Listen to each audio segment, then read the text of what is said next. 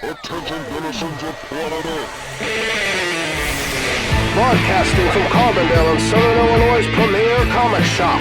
And now your host, superlative shaman of comic book knowledge, Dan Brown. Flash the match signal in case of emergency for your host with the most on his mind, Matt Morton. Watch out, criminals. There's nothing funny to him about truth, justice, and the American way. It's Commander Harris himself, Scott Reed. And tuning in from the far reaches of no man's land, the mad scientist dream leader, Mike Ho. This is Campus Comics Cast.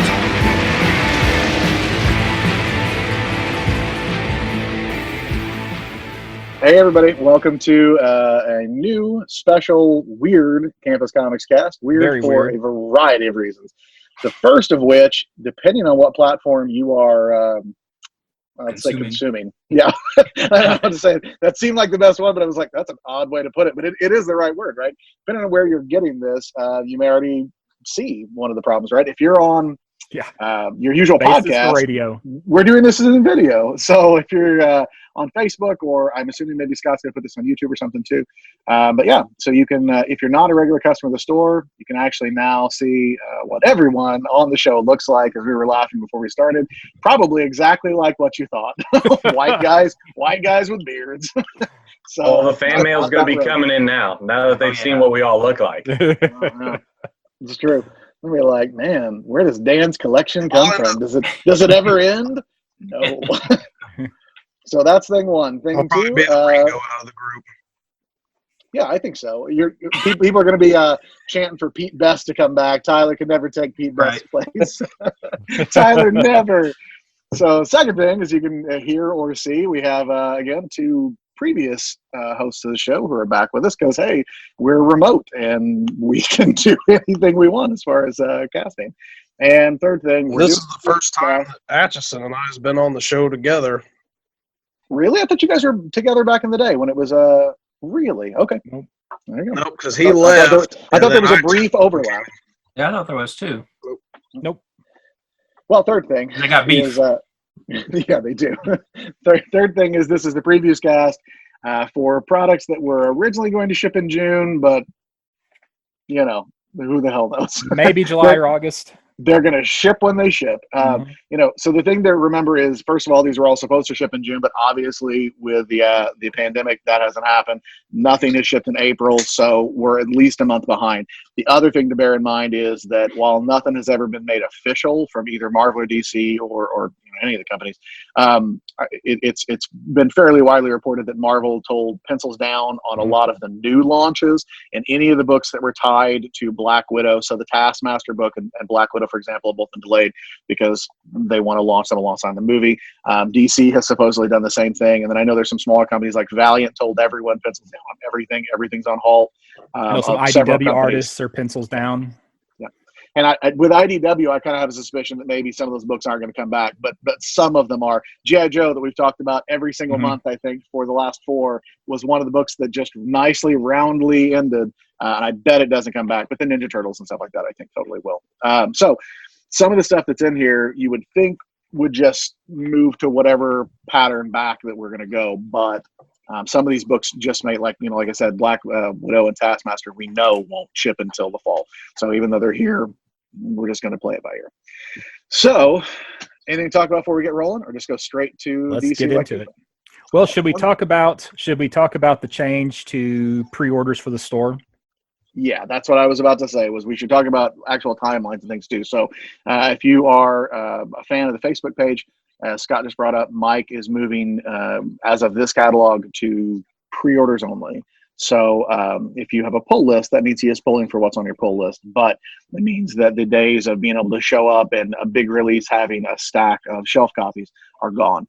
I don't know how only pre-orders is going to go.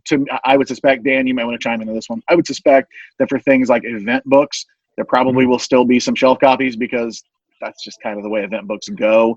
But I think it'll be lower than it was before. But we'll see. Maybe he's not doing that either. But yeah, so we're going to pre-orders only. And the other thing is that the date for which this catalog is actually due has been pushed way into the future at this point. I was just telling him before we started the show, DC or Diamond called Mike today and told him that March's catalog is now not due until 3 weeks from now, and then April's will be due sometime after that. So we're looking at least 3 or 4 weeks before this is actually due. So as it turns out, at the last minute, we find out that this is probably a little bit earlier than it had to be, strictly speaking. But yeah, and we're recording this on April 15th, so 3 weeks out from that approximately is what we're talking about. Yeah, so sometime in early May, this catalog will be due, and hopefully by then we'll have some idea of when comics will actually start shipping again, so that I can stop rationing my books and buying old books from Mike and from eBay. And I bought a giant stack of Flash books from Atchison a week ago, and then I bought a Suicide Squad run from eBay, and I'm like parceling these things out because it may be a while till I get any more books. I'm looking at about the equivalent of 9 long boxes right now, so I'm good for the duration. What I need to do is spend more time organizing my collection together and not having things spread across so many boxes that aren't in order. That's what I did just about 2 weekends ago, and kind of weeded some stuff out I might be getting rid of, and then got all my stuff that I'm going to be keeping. And definitely no excuses to not be caught up. I just started over with King's Batman, so I started at number 1, skipped Night of the Monster Men, and then kind of went on from there. So you should. And you know what led me to run across those Flash comics, or that Flash run that I knew Matt was looking into or thinking about buying. I was rebagging and boarding comics that haven't been rebagged and boarded since their original purchase in the 70s and 80s. Yeah. I probably didn't start bagging comics at all until the 80s. What I used to do before I even knew there was such thing as bags and boards, I'd put about 10 or 15 comics in a freezer bag and stack them. Yeah. Low rent, fresh. Honestly, it's not the worst idea. Yeah, like we still get those in the store sometimes. People will sell back books like that. So you'll still see that every now and then. I'm pretty sure I read that somewhere that was like you remember the Bob Rozakis Answer Man column in the Daily Planet little DC thing. I think that's where I got that idea, and that's exactly how I stored my comics for probably 10 years until I was able to buy regular bags and boards. When I was moving on up like George Jefferson. Well, let me tell you, that Suicide Squad run that I bought had not been rebagged and boarded since they were bought for the first time. Those were some late 80s bags, and you can tell. Thank God. You did a nice sticking sound whenever you pulled them apart. Yeah, they peel. And yeah. You could almost like wipe the oil off the bag. It's like a little clammy. Yeah, but the books were in pretty nice shape. They're yellowed, but condition-wise, other than the yellowing, they're pretty nice. But yeah, those bags. Well, I needed a shower after I got done. Did you have the nice acid artwork on the boards too, from where the back cover had left an imprint onto the board? Oh no, those are always nice. No boards? Not really. Yeah, that was part of the reason was a lot of them. Oh, okay. He had 2 books per bag, and he just taped them down in a lot of cases. And I'm like, whatever. And the nice thing about those old bags is you may just like sneeze on them and they fall apart. So you just shred them up, man. So it wasn't too hard to get through them. But yeah, you got filmy crap on your hands when you're done. So should we hit DC? Yep, let's do it. Page 1. Page 1. Dead Planet number 1. I know a lot of people are into deceased. It's okay. I like it. It's fun. I feel like DC's doing better with their non-continuity books than they are with their in-continuity books right now. They make a habit out of that.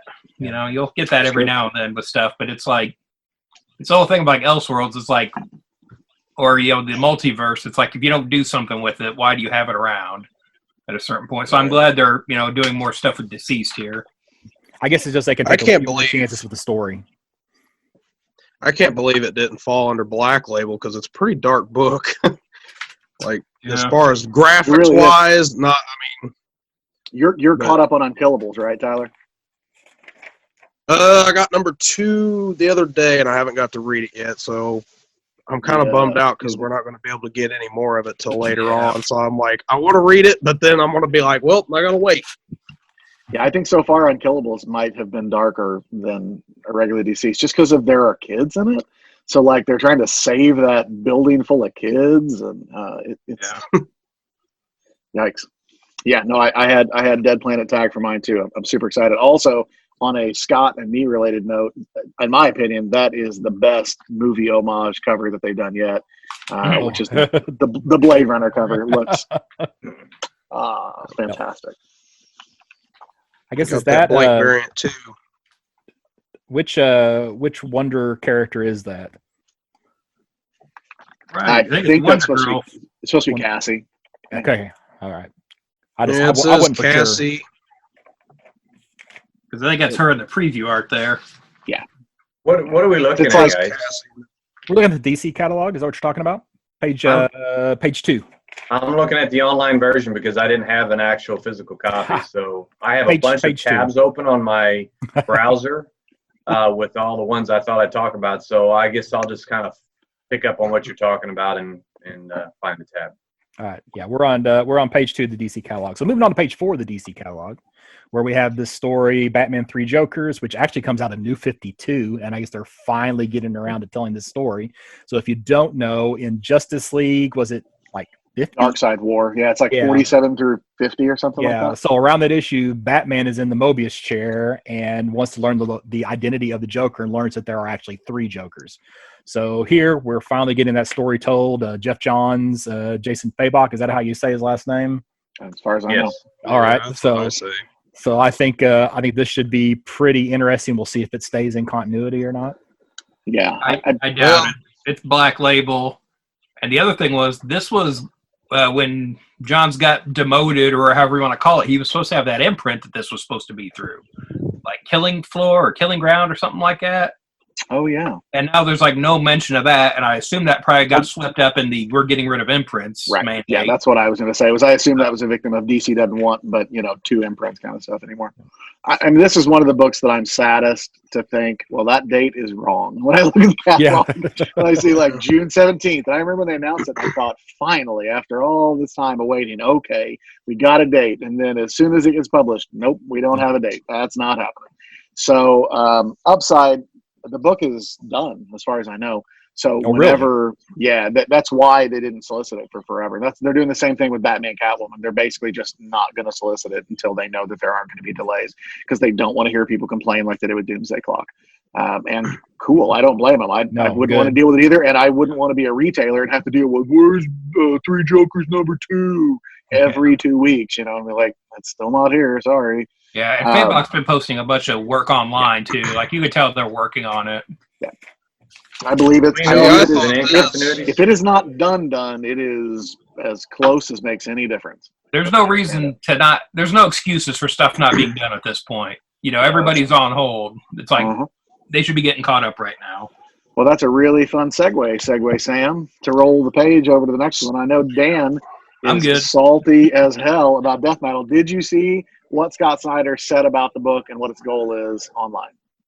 It sounds like setting up the 5G is what I saw the other day. Yes. However, so what he said was that the goal is to fix DC's continuity. The part that's important, though, to me, is he said, give people something bright and happy at the end of it, a DC universe that is bright and happy, which sounds awesome. I would love for that to be the case. It would be a hell of a thing if a book called Death Metal led to the brighter, happier DC universe. Right. Okay. So as salty as I am about Metal and his, giant prologue Justice League, 30, however many issues, okay, I guess I'm in. If that's what we're doing, fine, give it to me. I know you're not going to buy it, Dan, but No. I'll let you know how it is. That doesn't mean other people can't buy it, though. Feel free. Yeah, you should. They're gonna. So. Yep. I don't have anything till page 48, so you guys go ahead for a while. Well, on page 8, we got Batman 96. We got the debut of Clown Hunter coming in Batman. So that name, man. Get it quick. Oh. So what you got next? Somebody said they have 11. Yeah, on 11 there's a really nice variant by Lee Bermeo for Detective. That is nice. 1024. It's really nice. Yeah, I've been getting all those Bermejo detective variants. And again, that stuff's open order, so if you want one, it's no problem with us getting one at the store. Yeah, they're not incentive based. No. On 13, we've got Mariko Tamaki taking over Wonder Woman. We talked about that, I think, last time, that Steve Orlando, they made a big deal of putting him on the book, and then he's gone. But it also seems like later. We'll talk about that later. Him being at Marvel. Yeah. That's it looks like it might have been a little bit of both, right? It might have been he left, and also DC wanted to put a female writer on here too that has had some, especially one that has had some success in the young adult stuff, and I think it's really smart. I'm looking forward to her run. It looks freaking gorgeous. It's Mikkel Janin. Even you could give me, it could be written by an intern, and I think I'd buy a Mikkel Janin Wonder Woman book probably. So that's fine. But somebody who's actually done a good job. That's great. So yeah, Steve Orlando. We'll bring him back up again in a minute. All right, what you guys got next? Well, back to that issue of Wonder Woman, there is a variant cover of Wonder Woman 84. Again, the movie's been pushed back, so all that kind of stuff is going to be delayed. Yeah, they canceled all the 84 covers and said they're basically going to do them when the movie comes out. Yeah. So on I got 20. Okay, go ahead. On page 20, Lois Lane and the Friendship Challenge trade paperback. Nothing I'm interested in, but it looks like something that would be good for young adults and kids, and kind of seems like a Lois Lane, like Nancy Drew, like detective kind of story or something. yeah, it's got kind of a Stranger Things vibe to it too, with her group of like misfit friends solving like Kid Scooby Doo kind of stuff. Those young adult DC kids graphic novels are hugely popular. Those things sell so much better than floppy comics do. So it's one of the only things that DC didn't halt production on during the pandemic. Like these books are still being produced on schedule because they're going to go to bookstores and to Amazon and stuff. So there's no delay on those, and stores can get them right now too. DC's still shipping trades and new graphic novels, but that's all that's going out because that can be shipped through bookstore channels instead of only through Diamond. So yeah. On 27, we've got the 22. I just got. I'm not big on Teen Titans Go, but they got a Apocalypse issue.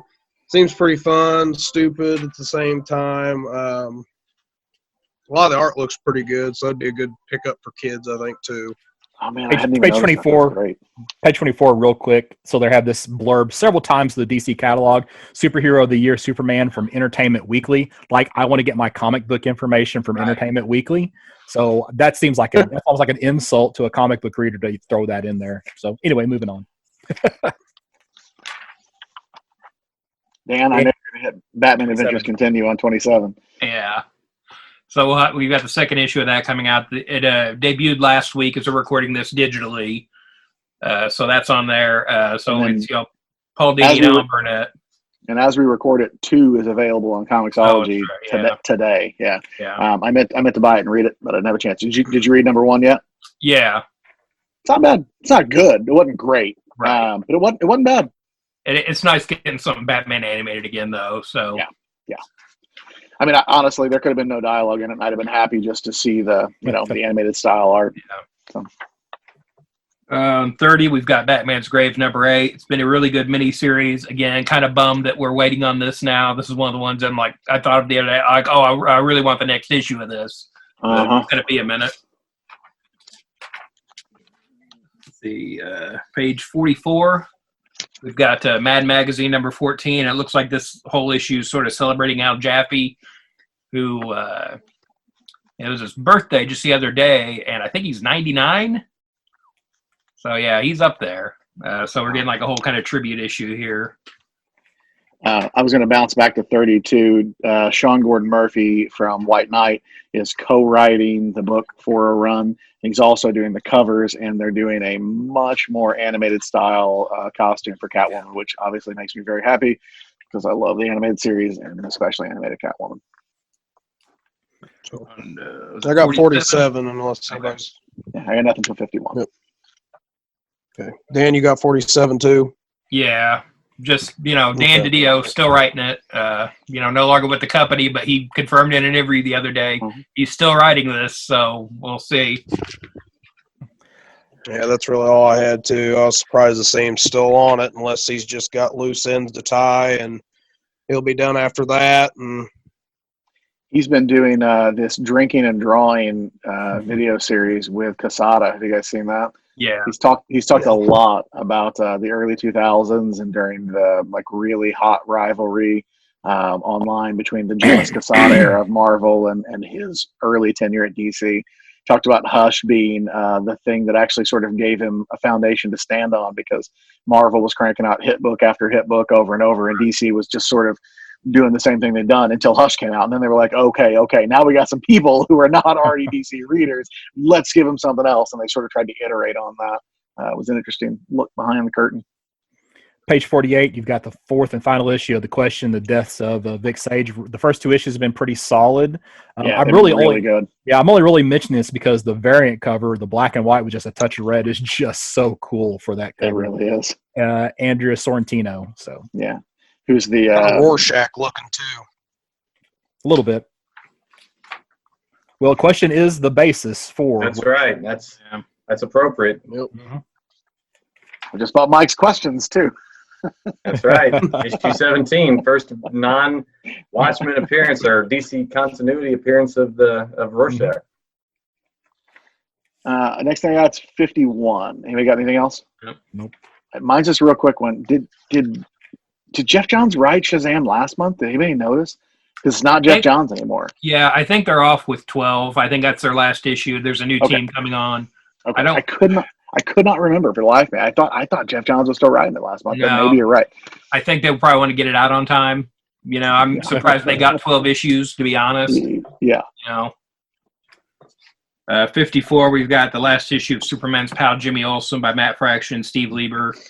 Again, been a really fun book. They were really cool. Sent a postcard to the store, you know, for getting the book and stuff like that. So really cool move. On 52, we got another Suicide Squad. Am I the only person reading Suicide Squad? No, I am. I have that one tagged. We'll talk about. What do you think, Mike?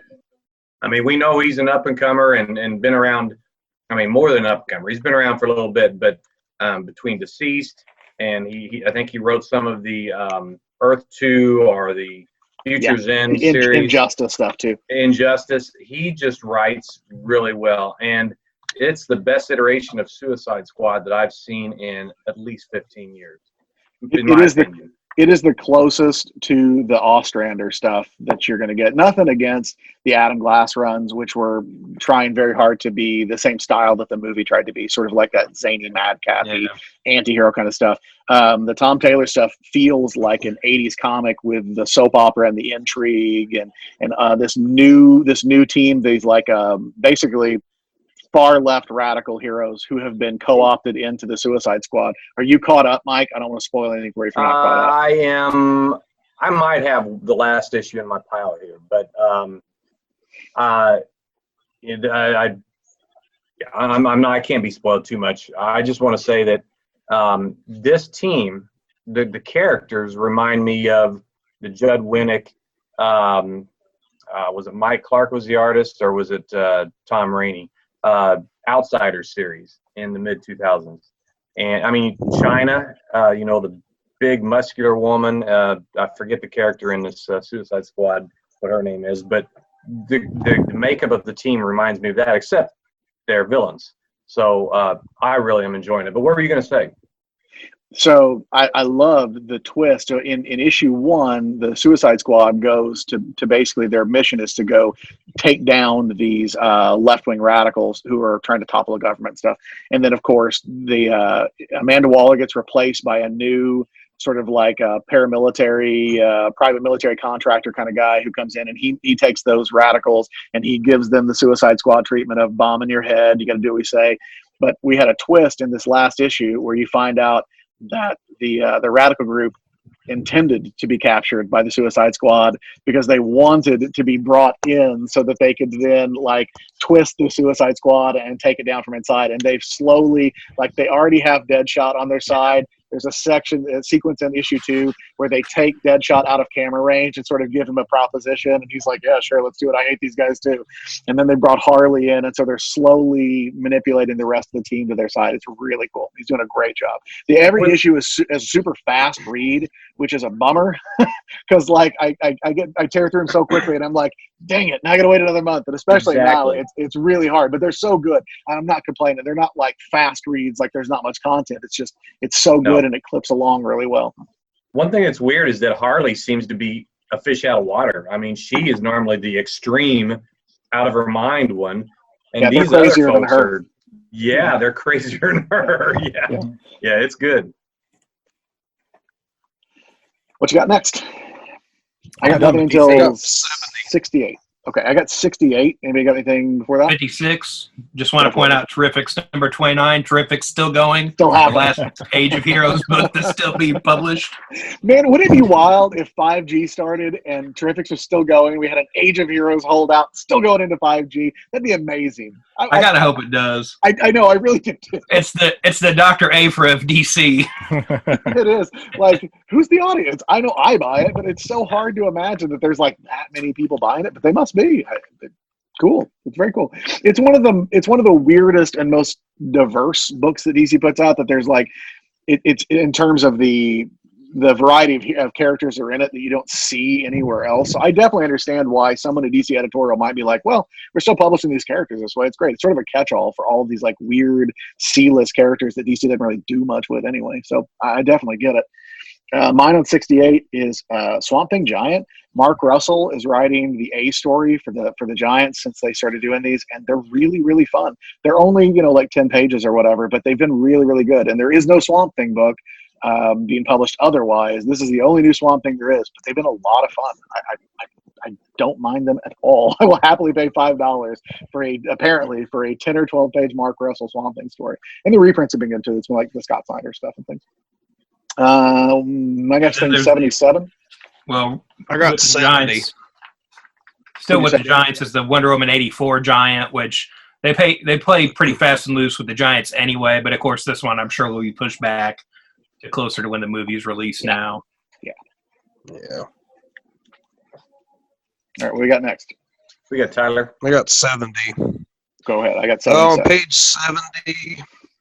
On page 70, at the bottom of the page, DC Classics Justice League number 50 from the New 52. This is the last issue of, I think, Darkseid War, and this is where the Three Jokers comes into play. So when this Three Jokers comes out, if you want to see that technical, like, first appearance of those Three Joker kind of thing, yeah, this the actual the first mention of those Three Jokers. Yeah.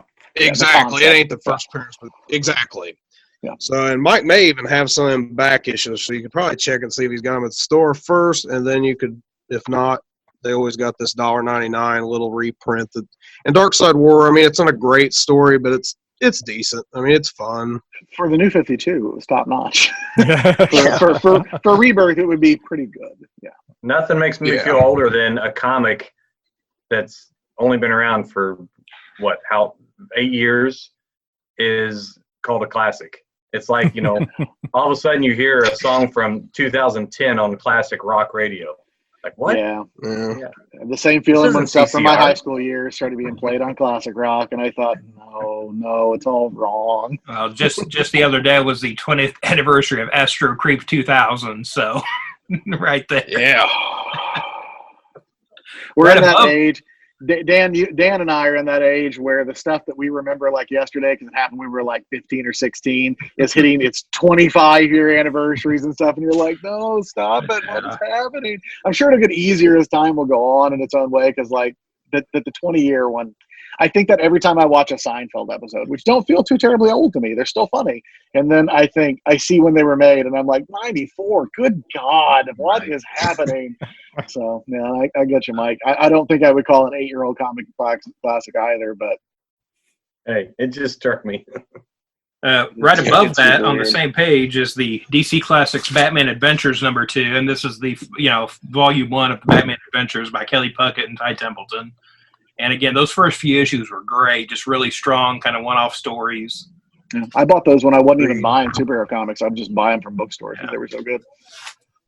Those are what I started on when I started coming back to the store. That's what I was picking up out of the dollar boxes. Yeah. Still got all of them too. They're probably mine for what I sold my Batman collection. Yeah. 72. Anybody have anything before that? Nope. Nope. I got the same thing you probably got. Okay, so we've got The Authority Book 1 by Warren Ellis and Brian Hitch. Again, if you're reading Batman's Grave, you'll probably like this. This was, what is this, 1 through 12, and then a couple of the specials. But yeah, really strong, really good superhero books there. Man, that book was so good. Yeah. You guys know I don't, since I don't have the book, when you're all done, I'm just going to go with the tabs I have open because I don't have page numbers. So if you haven't already talked about it, I'll wait till you want to go. Why don't we go company by company? You got some DC tabs open? Hit your DC stuff. Do you know? That's mostly what I have open. So if you want All right. to buzz through it, or if you want before we leave the DC section, let's let you do your thing. Tell us what you got, DC. Okay, we'll Because go we ahead can come back. We got a couple of trades. We got a couple of trades and hardcovers. Why don't you buzz back through and hit us with what you have for DC, and then we'll sort of catch up. That's mostly what I have too. All right, cool. Amethyst. This is a good blast from the past. I was a little bit hesitant because I wasn't a big fan of the 80s series. Are you reading the new one? I am. And okay, cool. Amy Reeder. I have no reviews from anybody. Cool. Hit me. I was a little hesitant because Amy Reeder is an artist I'm completely sold on. She was the artist on the Matt Wagner Madame Xanadu, and I love that series. Oh, right. She reminded, Joelle Jones, I remember telling her at C2E2 how much she reminded me of Amy Reeder's style, and she took that as a compliment. So anyway, Amethyst, it's only one, I've read 2 issues. Two are all out. I almost picked them up the other day. Yeah, so if you haven't got it already, look for the trade to come up. I highly recommend it. It's a lot of fun so far, and it outdoes the 80s series. And like I said, Amy Reeder's not just writing or drawing it; she's also writing. And that's a pretty hard act to follow up, Matt Wagner. The facsimile editions, I have to, despite what Dan DiDio felt about those, and I get it from the business sense, but for a collector, this is a nice, cheap way to fill gaps in a collection. And you're like, I don't feel bad about tearing this comic up, or Batman 321. It's the Joker's birthday. It's one of those comics that's eluded me over the years. And I think I had it before I sold most of my collection in 1989 to Dennis. So I'm definitely going to pick this up. And it's right around that. It was sort of the late Bronze Age, so it wasn't quite as hokey as what people might envision the Bronze Age to be. So highly recommend it. Yeah, there's another issue from around that time with the Joker that Jose Garcia Lopez does the interiors for, and that art holds up. Like if they recolored that, it would look like a new book. Like his work, stands the test. He is outstanding and one of the longest lasting. I mean, there's a reason that DC used his art as their style guide. Yeah, and you still see him on the merchandise art and stuff like that. Yep. Yeah. The Amethyst is on page 28. Looks like 28 in the catalog. No, 25 in the catalog, and that Batman Facsimile edition is on page 67. Excuse me, 67. So, along the lines of the Facsimile edition, the Forever People by Jack Kirby trade paperback. It's one of those runs that I haven't really even tried to pick up, but I remember reading the Paris Cullen's art. Maybe it was J.M. DeMatteis did the writing in the 80s. Do you remember, Scott? I do not remember because I didn't read any of that later stuff.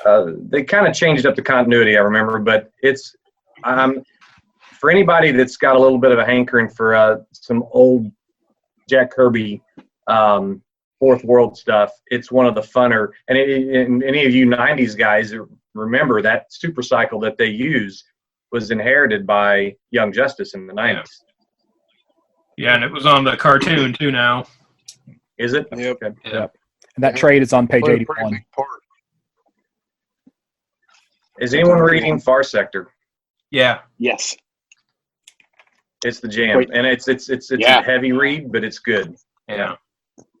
And If I didn't know that she was a sci-fi and fantasy writer, I think I would still know she was a sci-fi fantasy writer. You know what I mean? Yeah. Like, it feels like somebody who comes from a lit background and who writes deep, complicated, but great sci-fi and fantasy, adapting that style into a comic book, because the world building is thick, man.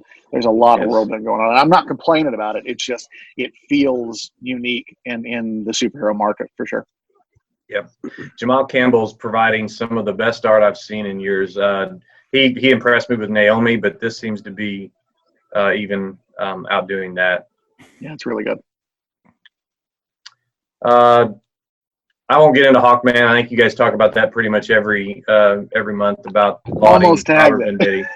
I almost tagged it I almost tagged it to complain about it. What a complete throwaway The Infected was. It was just an absolute time waster for all those books. They brought it in, and then they just sort of resolved it off camera really, really briefly. And like, oh, and then everything's back to normal now, I guess. Yeah. Like, gee, thanks. Thanks for disrupting a bunch of perfectly good books for this crap. I mean, Hawkman was doing fantastic without that interjection. But the last couple of issues have starred J.R. Hall, the Atom, and Adam Strange. And I was cracking up every time she'd say, "Hey, Adam," and they both go, "Yeah, yes." No, not the Atom, Adam Strange. So a lot of fun. And that's all. I think Lois Lane wrapping up with number 12. That's been a good, really good series. Kind of like Lois Lane and Jimmy Olsen's have both been really good. Yeah, for different reasons, very different books. But the last thing I'll speak on, and I haven't read an issue yet because this is only number 2 being solicited. It's the Manhunters: The Secret History. Mark Andreyko wrote the first series in the 2000s. I don't know if I think it was Jesus Saiz was the artist. It reminded me, it's along the lines of Checkmate, that smart type, superhero / attorney or spy district attorney. Yeah. So I'm really looking forward to that. I'm hoping Mark picks up where he left off. I'm cautiously optimistic about it too. And that's me. I'll sit back and relax and let you guys take over. I've just got a couple more things from DC. On 77, there's a Superman Man of Steel Volume 1 hardcover. This collects the early bits of the John Byrne Superman run from Post-Crisis. Dollar for dollar, that is my favorite Superman of all time, is John Byrne Superman. So I think I might go ahead and get the hardcover, even though I have a lot of these issues. It's just be nice to have it all together. Like I just heard something the other day where he apparently has said that, like, if he had it over to do again, he would not even do Superman. Just really? all the interference and everything that he had. I'm like, well, he made gold out of it. You know, even if that's the case, like, he made some of my favorite Superman comics ever during that run. Yep. And honestly, I mean, Dennis and I used to talk about this all the time. Dennis loved Kurt Swan and a couple other people's like look of Superman, and I'm nothing against it. I love that too. But if somebody says Superman to me, I picture John Burns and Garcia Lopez's. But I picture Garcia Lopez for almost everything when I picture the character, which is, to go back to the style guide, that's part of the reason. But for Superman, I think of those two and Dan Jurgens. That's the first people that my brain clips through when I think of what Superman looks like in comics. On 83, if nobody has been reading Joker Killer Smile, the hardcover is out. Was I the only one who read it? Dan, did you read it? No. Oh man, it's so good. This is the same creative team as from Gideon Falls, which is one of my favorite books anyway. It's an Image book. It's dark, it's gritty. It was this book felt like, I wish Scott wasn't here and we could use curse words better, because there's a word for it that it ends. Let's say it rhymes with mind luck. Let's say that. But it was a really trippy book about somebody trying to be the Joker's shrink and going crazy. So it was like a male Harley kind of. And then last thing I've got for DC, it's really just a jab in case he is listening. On page 89, did you guys see there's this Joker statue? It's a Brian Bola. Do you see what the tag next to it is? A brand new statue line begins. Yeah. And if Jeff Dixon is listening, I know he is. If he had hair, he'd pull it out, because Jeff owns every Batman black and white statue. And I'm sure he's thinking, no, I don't need another statue line in the other one so I can stop. But I saw that and I chuckled about that. That's why I don't buy every one of those statues. Yeah, they've shown the first few of these too. They all look really good. Like I don't They buy do look statues. amazing. But it's like, man, this looks good. Here's the other thing. Why doesn't this one have the red hood on the base? That's a good question. You know, because it's the That's an shot excellent from Killing question. I didn't Joke. think about that. Yeah, you're right. You know, I because didn't like think about that. physically in that moment that they're showing the hood should be on Taking the it off and ground, dropped it. and like maybe the cape on the base or something like that would have been, and it'd be probably a cool way to differentiate this from the future statues that they're going to do in that Yeah. line. That's a good idea. Back on 82, real quick, again with the collections, we've got Green Lantern, Green Arrow, Space Traveling Heroes, and this is still Dennis O'Neil writing this, but this is right after his run with Neil Adams, and so this is like Mike Grell. I have a few of these issues, and they're still decent reads. Like the book didn't drop off that bad when Neil Adams left. There's still some good stories, but I think that run really gets overlooked because of what preceded it. And on 86, we've got Superboy, a celebration of 75 years. And so this is reprinting a bunch of Superboy stories from throughout the years. But there's one that's pretty conspicuous by its absence, and that's one me and Mike Atchison were talking about the other day. In DC Superstars, was it? That Superboy story is not in here.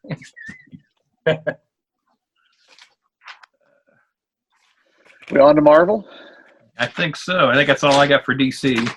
So page 2, Marvel, just what you needed, another Spider-Man book. Yeah, so we have nonstop Spider-Man #1 because there aren't 5 or 6 other Spider-Man books going Well, on they right can't now. stop. That's right. It's Yeah, nonstop. I feel like that's almost a tongue-in-cheek title. If it were nonstop Wolverine, that would have been more on the nose. But nonstop Yeah. Spider-Man is Man. pretty close. Look, the last time there was a useless Spider-Man book, which was the Tom Taylor one, was that Friendly Neighborhood? I think it was Friendly Neighborhood. It was actually pretty good. I liked it, but at the same time, I wish Marvel would just call these things miniseries. I wish they would say how many issues they have in the can. I'm sure this is 12. I think Friendly Neighborhood was like 14. Just say how many it is so I know what I'm getting in for. Because Joe Kelly is fine. I don't like Chris Bacallo, but a lot of people do. Oh, yeah. So I could see where there's a market for this. Feels like it would be easier to sell if you told people it's this. This is all we're asking. And rather than, I know, and I'm sure Dan can speak to this too, working in a comic book store, people feel this obligation once they start an ongoing that they have to buy it forever. Yeah. And there reaches a point where people are hoping a book gets canceled so they can stop buying it. And if you tell somebody up front it's only X number of issues, it lets people make a decision, an informed decision about whether or not they want to bother. But a lot of times, if you let them think it's an ongoing, which almost none of these books really are, people are like, I don't need another ongoing. I'm fine. Don't worry about it. Marvel seems to think that it kills the book, but I don't know. I don't know that that's so, at least from a retailer perspective. Just real quick on some of those variants here for this book. There's one by Greg LaRocque who did Flash, Wally West run in the 90s. I don't know how much other stuff he's done. I don't see him that often, and I can't tell if this is a recolored piece, maybe like an older piece that he did or something, because the one next to it is by Larry Lieber. So, but a lot of variants coming out for that one. It's friggin' great. It's a great A cover. The David Finch A cover is fantastic, and that's going to sell some books on its own just because it looks so cool. People are going to be really unhappy when they think it's a David Finch Spider-Man. Yeah. Again, even if you like Chris Bacallo, David Finch and Chris Bacallo, very different styles. Like it's not even remotely the same. I'm surprised he's not doing the A cover. It seems like a weird choice, but right. It'll probably sell well enough to lead to Can't Stop Spider-Man, and then eventually Won't Stop Spider-Man. Yeah, that's true. We'll have all those. Page 5, which we were talking about earlier, we have the Dark Cult Alpha 1. We only mentioned this because Steve Orlando is the writer on this book, and he is, not with DC any longer. So this is his first published work, apparently, with Marvel. Yeah, and which you can tell by the fact that when they list his previous books, they're all DC. DC, yeah, Martian Manhunter, Batman, Wonder Woman. Yep. He didn't even have a Marvel miniseries they could throw out as he wrote that random X-Men thing or something one time. They were like, here, he worked over there, I guess. They refer to it as critically acclaimed. That last Martian Manhunter miniseries with Riley Rossmo, did that ever wrap up? It did. Okay. It was so late, I can't remember it ever finishing. That's why I would say it kind of like limped across the finish line. I haven't finished it because I fell behind on it. I just sort of told myself I'd read it all when it was done. Right. And I haven't done that yet, but I guess I have time. Page 6, we got Shang-Chi #1 of 5. I feel like this should be an ongoing at least until the movie comes out. Yeah, Come on, They guys. should We go gotta- for we more than gotta just a make our 5-issue minds. series. Yeah, We want miniseries or ongoings. Come on. I prefer easily discernible ongoings.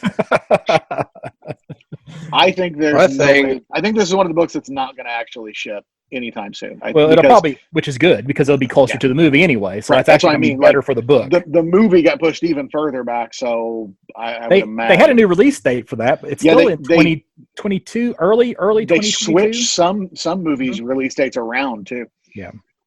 So, The but thing anyway. is, with this, even though it was going to come kind of early, but at the same time, if it's going to get pushed back, at least it's still going to be on time. Whereas like Nebula, all that Mhm. other stuff came out like That's true. 2 or 3 years after their movies came out when they should have done it when it was happening. It baffles me no end that the Guardians movies are very popular, and Mhm. Mike can hardly give away a copy of a Guardians comic. Oh, yeah. And Marvel has had Yeah. first Donny Cates and now Al Ewing doing Guardians, and no one cares. It's super weird, and the books feel more or less like the same tone as the movie. People don't care. It's super strange. Pages 8 through That's the way it goes 26. anymore with everything. Pages 8 through 26. You have Empire. If you want Empire, They got you. You want to skip it? I do. Me too. What do you All right. think? What do you? Speaking of Empire, what do you think Mark Waid thinks about Marvel hijacking that name, even if it's spelled with a Y? I'm pretty sure that's why it's spelled with a Y. But I know, but still, They that would claim- kind of they Mark claim there's some- Waid's not known for his tolerance. His Yeah. ass is chafed over that. They claim there's some sort of story reason why it's spelled with a Y, but like, dude, we all know it's because there's already been a comic book called. There's been multiple comic books called Empire. Empire. Yeah, it's just Star Wars, a one of the- part of the English language. It's just like it's an empire. It's actually a very descriptive word. So Yeah, but a Wolverine is a part of the English language too, and I can't publish a comic called Wolverine. Yeah. well, if it would cause confusion in the brand, but I can't imagine that this is going to cause confusion in the brand with Mark Waid's Empire. Hanna-Barbera sued Youngblood because Bedrock was confusing to Flintstones. Well, I mean, you can sue anybody for whatever you want, so doesn't mean it has The name- merit. The name is now Badrock, Scott. Okay, well, that's not true too. Bedrock. And I guess which you is got a the issue with stupid Ghostbusters name. as well. With like Yeah, Filmation, that was- Ghostbusters, Yeah. and Well, that's because there yeah. was the Ghost Space Busters, Busters. and then there was the old British TV show. Yep. Mhm. Yep. So I literally have one thing in this whole catalog tag, by the way. So well, carry on, guys. my next thing's 38. So maybe I Well, can think 27. Yeah, We've got the facsimile editions, and these are both wedding issues of Amazing Spider-Man Annual 21 and X-Men 30. Is there a reason for these right now? Do these tie into something coming up? Seems really random. because they were supposed to be reprinting released in June, and that's when all the weddings occur. it. Is that what it is? I don't know. No, I bet he's right. Yeah, He's it's a good right, but I reason, bet reason that's as what it any. is. I have had people come. come to my table at stores specifically looking for wedding covers to comics. Right. We, Well, there you go. We used to get both of these people asking for these as wedding gifts too, depending on how old you were. But that X-Men 30 was real popular with people my age because we all remember it from when we were like in 8th or 9th grade or something. Yeah, that's a really good point. I almost guarantee that's what it is. There's a bunch of X-Men books again. Yep. Anybody got anything to What? say about them? Just they're ongoing. Yeah. Yep.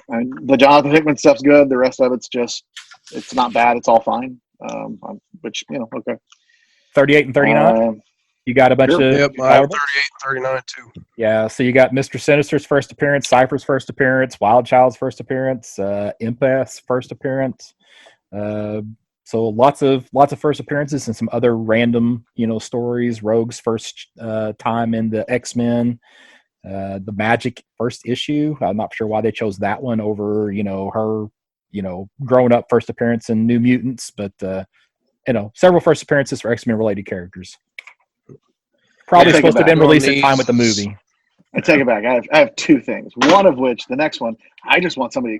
Can someone on pages 44 through 48, can somebody explain to me what the hell these are and how these are related? There's the Marvels. Mhm. There's Marvel's X or Marvel's 10. I assume it's X. Then there's Marvel, Then there's Marvel's Snapshot. Yeah. What the hell are these books? I've never been able to figure out what they are.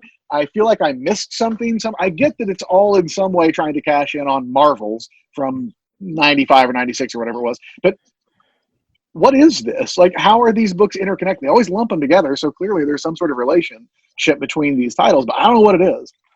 Anybody? I think it's just kind of a retelling. It's kind of like what the Marvel storyline was, where it's a retelling of some of like the history of the Marvel universe through somebody else's eyes. At least the Kurt How is Busiek the ones. Marvels different from Marvel's X and Marvel?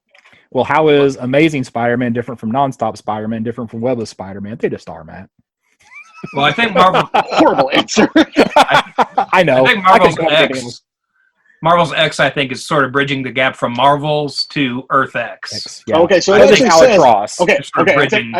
I should use more reading skills. Okay, so Marvel's X is a prequel to Earth X. Mhm. But what are the other two? And what are the snapshots? So weird.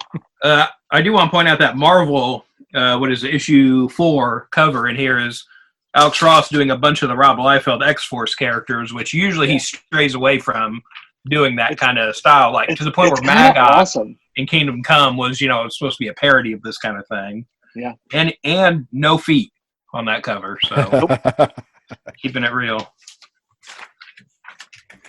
What page is it? 51? Anything for 51? Let me see. I have, that's where I am too. The Infinite Destinies. So apparently we got an annual crossover. We're going back to the 80s and 90s, right? Yeah. I was like, oh, that's so cool. I mean, maybe I wasn't going to buy these, but maybe I would. Maybe I would have shown up that day and been like, you know what? I missed those. I used to love that every summer. Mhm. You had the Atlantis themed- Attacks and Yeah. Yep. Mhm. But that ain't going to happen now. No. Yeah. And there was only going to be 2 per month anyway. So it's going to take you, 4 months to get through them all anyway. Yeah. So And at least they grouped them fairly well. Mm-hmm. I mean, they're loosely tied together. There's a little bit of a stretch, but they're always a little bit of a stretch. There was always that one book that's like, why is the Punisher annual with yeah. Iron Man and something else? You're like, because reasons, that's why. That's right. It's like when WWF did Survivor Series teams, and some of the teams made a lot of sense, like all 5 guys. And there's always the one like, and Hacksaw Jim Duggan's on that team too. Sure, why not? Well, yeah. He joined them as well. And you're like, because he had to have a place to be. That's why. They kind of do the same thing with these annuals. I'm really bummed. Like, I like the throwback. I'm glad you thought the same thing. 57? All right, so you need to look at the bottom of page 57 and see White Widow and not have Billy Idol go through your head. It's a nice day for it. I Yeah, can't, it is. and I won't. So apparently Black Widow's getting married, or at least putting on a wedding dress. Oh, yeah, so so- interested.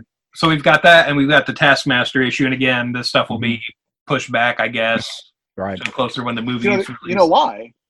It's a nice day to solicit again. Boo. But My next thing's not till 85. I don't have anything else in this catalog. Oh, and 64, we've got Punisher versus Barracuda, which just missed, the first issue just missed being shipped. This is the week that preview, Diamond held back. So when things start up again, this first issue We'll have should be it. one of the first things.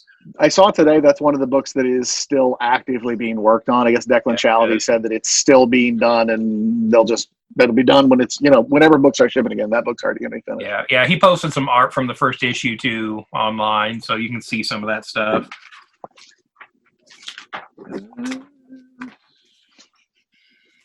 85? Anybody got anything for 85? Nope. All right, so 85, Black Panther number 25. This is going to be the final issue of Ta-Nehisi Coates on the Black Panther run. It's been really, really solid. That run plus the Captain America run have been really good from him. I don't know if he's just tired of writing comics or if he's going on to something else. I think he's on cap till at least issue 25, so I think we got 2 more months of Captain America. Yeah. Who knows if we're going to get much beyond that or not. So anyway, his run is wrapping up. Writing comics probably pays a hell of a lot worse than writing books. Probably. So Marvel probably got him to commit to a certain amount of issues and, tell the story you want to tell, kind of thing. And then, he's out of here when he's done. But it's been good. So. It has. My next thing's not till 101. So. Yeah, me too. All right. Well, you go ahead. I said, But by the way, the reason there's not much Marvel, it's not for lack of there being good books. It's that more so in Marvel, this was a bunch of, that book's still good. Yeah. And somehow not knowing when this was going to come out sucked a lot of the air out of the room for me. It was like, Daredevil's still good. Hulk's still good, whenever we the get other thing them. is, too, There like, weren't really any, like, what else do we have to say about him? Like Dr. Doom's been really good. Ghost Rider's been really good. That's about all I have to say on it right now. Yep. The difference for me between Marvel and DC this time was DC had a bunch of interesting creator team changes and new launches to talk about, and Marvel was a bunch of new launches that I could not care less about. And then all the good stuff is like, same books are still good. And I don't know when they're going to come out, but they're going to come out someday. And Chip Zdarsky's Daredevil's still going to be great. Like, right. Okay. What you got on 101, Dan? We got the Marvel Comic Gallery Taskmaster PVC diorama. Again, way more, comic accurate version of Taskmaster. We're going to get a lot of movie merchandise version coming out, but this is sort of a nice, kind of classic version of the character in the PVC statue. I wish it did not have the bullet ricochets on it. I think I would like it better without the bullet ricochets. I can see that. I would like to just have just the character. Yeah, I But can that's go just either me. way with. I see what you're saying. Yeah, but for $50, it's cool looking.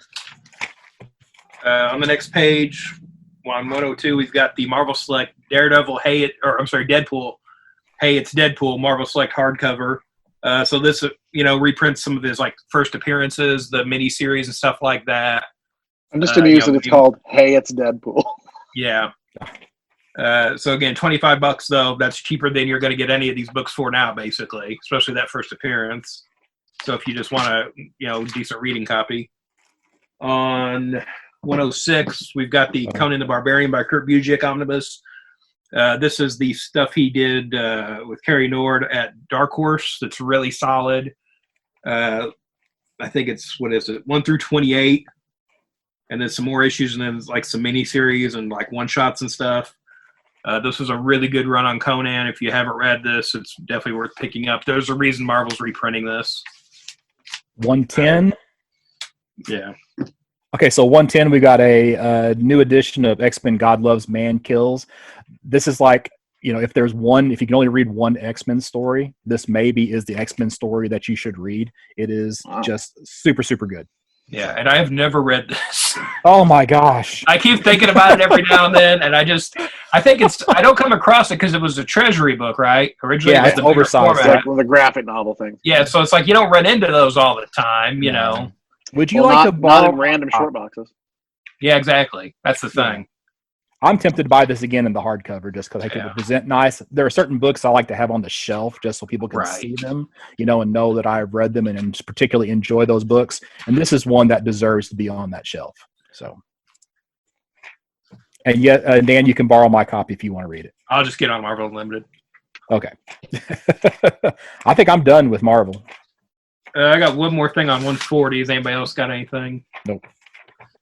So, in the collections, we've got Peter Porker, The Spectacular Spider-Ham Complete Collection, Volume 2.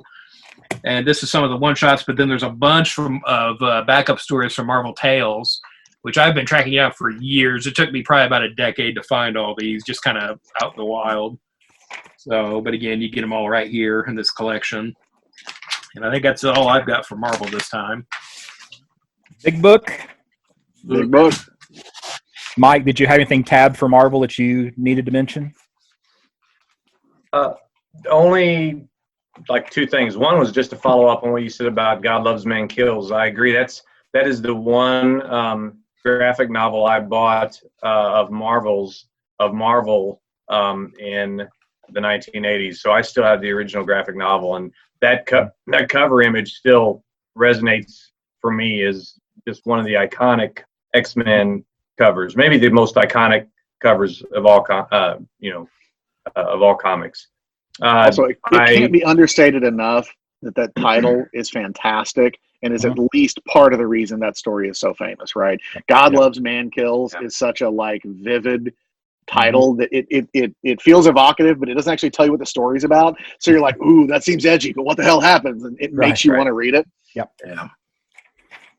There was one other that's more of a coffee table book, but it's one of those things that calls to me. It's How to Read Comics the Marvel Way. And I know that this is issue 3 of 4, but now I want to get the collected version of this because that looks pretty interesting. Have any of you checked that out? No. No, has the first one come out yet? That's the other thing. It's 3rd issue. We may not have the first issue out yet. Yeah, I don't think we got it. Okay. Anyway, that's all I had for Marvel. Thank you. Everybody ready for the big book? Big book. Big book. All right, so Page 8. Page 8. Okay. Page 8, before we even get into everything, they've got a handy list here of movie release dates, which I don't think any of this stuff is accurate now. Because we've got New Mutants for April 3rd, which, did that happen? I don't think it did. I don't think that's been out yet. I really want to see that movie. I don't know bet why. you do. They don't want you to see it. The trailers keep looking better and better for that, and it's just like I had very low expectations originally for that, and now it's Wait, just which like movie? it's almost New Mutants. New Mutants. Oh yeah, Kind of like Aquaman for me. I mean, I had low expectations, but man, that was And they were met. What a fantastic film. What a piece of garbage. I thought why? Why is he doing this? Why is he bringing this back up again? Like just poking bears, man. Yeah, if Page New 22. If New Mutants Okay. doesn't just get sent to Hulu, I don't. Why? Just get it on Yeah. Hulu, or it's not going to Disney Plus because it's too dark. So just put it on Hulu and. Well, it depends on the rating. I mean, if it's PG-13, it could be on Disney Plus. But if it's Dude, R, they censored Splash on Disney Plus. Oh, did they? There's they no extended way. her hair or something like that. Yeah. There's no geez. way that a movie about teenage mutants being forcibly detained in an insane asylum and experimented on is making it to Disney Plus. That ain't happening. I mean, I say this, and tomorrow they're going to release on Disney Plus. But I Tomorrow just it's find gonna that show up, very yeah. hard to believe. Right. Yeah. I think they'll just jam it onto Hulu, which is fine. Like they put some other real movie release stuff to Hulu. So At this point, I'd rent it if they'd release it on demand. I'd pay. I'd buy Yeah, it. I'm kind of surprised that hasn't happened. just because it's been talked about and delayed so many times and for so long, you're like, just shut up and show it to me already. Like, what is it? But I want to see it man. in the theater. If there are still movie theaters come May 1st. Yeah, well, AMC In all probably won't seriousness, be I around. do want to see. Yeah. I do want to see New Mutants. I definitely want to see it more so than any comic book movie in a while. It just looks like it's got that right dark tone to it. It's really well cast as far as like who you would think to play these characters. You're like, oh yeah, of course that's who's playing Magic and Wolfsbane, and yeah. So I mean, I don't hate that at all. So yeah, I would like to see. Page 28. So pick up your copy of previews. The Marvel and DC versions, if you don't want to buy the whole main big book, you can get those for free just at previewsworld.com. And for the majority of people, that's what they read anyway. So you can find out, so you can find out exactly, what's coming out from the big two companies. Get those pre-orders in with Mike, and be sure that you are getting those books that you want, and you'll know whenever those do start, hitting the shelves again. Those will be available to you, and your pull box at Campus Comics. So be sure and read those digitally. If you aren't, you're going to pick up the physical copies. My next thing's 32. So I guess everybody knows Free Comic Book Day has been postponed. Has it been postponed or canceled? It was supposed to be postponed right now. It was Free Comic Book Month there for about 5 minutes, and then they went, "Nah, that's a terrible idea. Pull that too." Because they had already shipped the books to some people. Some of the books, it doesn't seem like Marvels or DC's went to anybody, but I think some of the smaller press books did go out, and they were supposed to be parceling the books out in weekly shipments for like a whole month. Leading up to Free Comic Book Day to not dump an extra freight charge on you all at once. And so some of those books got to some people, and originally they were like, well, we're going to keep sending them, and you just do anything you want through the month of May. It'll be Free Comic Book Month, which is just a terrible idea anyway. Like, you really want to tell people it's Free Comic Book Month and have the same I mean, as nice as it is to have those crowds, you don't have that much free crap to give them, so it's not really helpful. And then they were like, oh no, it's a terrible idea, and they pulled that off, and they said it'd be rescheduled a later date. So I'm sure they were hoping to announce this at San Diego, but it sure looks like San Diego is not happening now. So I don't know if you saw today, California said like no gatherings or conventions for they sort of said for the summer, but they've already canceled everything up through June, and I think San Diego is in like late July. So That's got to be next on the chopping block. They canceled Book Expo and a couple other things that are pretty darn big. So I'm sure they were hoping to announce it at San Diego, but it'll just be when it's going to be at this point. Maybe we'll have some sort of industry-wide grand opening of the shops once everything's over, which would be good. 42. I got nothing till 67. All right, so page 42, we have a new series from the creators of Chew, CHEW, called Chew, CHU. So I guess it's Chew's sibling. So it'll be set in the same universe, a slightly different variation on the power. You got a nice, 3-page preview here. So if you were a fan of the original Chew series, this is something to definitely take a look at. You'll probably enjoy it. My next thing's, not till 58. Oh, well, I got 68. Oh, 60. Okay. All right. Well, 58, we're getting Firepower #1. We had originally planned we'd all read the, advanced solicit of this, and maybe Matt and Dan will put some input in on this in a future episode, but the advanced solicit was really solid. It's derivative of other stuff, but it's way good. better than it had any right to be. Yeah. Exactly. I mean, we gave it a hard time that it looked like a shameless ripoff. Like not even a clever ripoff. No. In just let's steal that and change the name a little bit kind of stuff. It would be like if I named Wolverine and I put 2 O's at the front of it. We're like, no. He's sheep based. It's Wolverine. See? Yeah. Like, no, it's not different at all, and you know it. But the opening sequence is just like pulled straight out of Marvel Premiere 15, where the Rand family is walking through the cold mountains, and it's just it's very, very much. But the Somni artwork is great, and it's still a solid story. So that's what I was going to say. Was it owes a lot to Chris Somni being so good. I still think it would have been a fun read, even if it had a different artist. But I don't know. It felt like I was reading a really good cartoon movie. Yeah, because it's such a smooth animated style. Dan, you got 68. I got 67. I got 67. Hang on a sec. So Philadelphia. Am I the only one reading Philadelphia?